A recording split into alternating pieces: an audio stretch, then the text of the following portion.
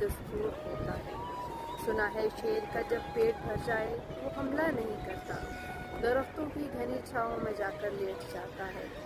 हवा के तेज झोंके जब दरख्तों को हिलाते हैं तो मैना अपने बच्चे छोड़कर कौवे के अंडों को परों से थाम लेती है।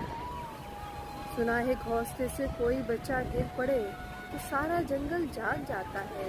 सुना है जब किसी नदी के पानी में बए के घोंसले का गंधमी रंग लरसता है तो नदी की रुपहली मछलियाँ उसको पड़ोसन मान लेती हैं। कभी तूफान आ जाए, कोई पुल टूट जाए तो किसी लकड़ी के तख्ते पर गुलहरी, सांप, बकरी और चीता साथ होते हैं। सुना है जंगलों का भी कोई दस्तूर होता है, खुदावंदा जलीलो मोतबर दाना ओ बीना मुनसफो अकबर। मेरे इस शहर में अब जंगलों ही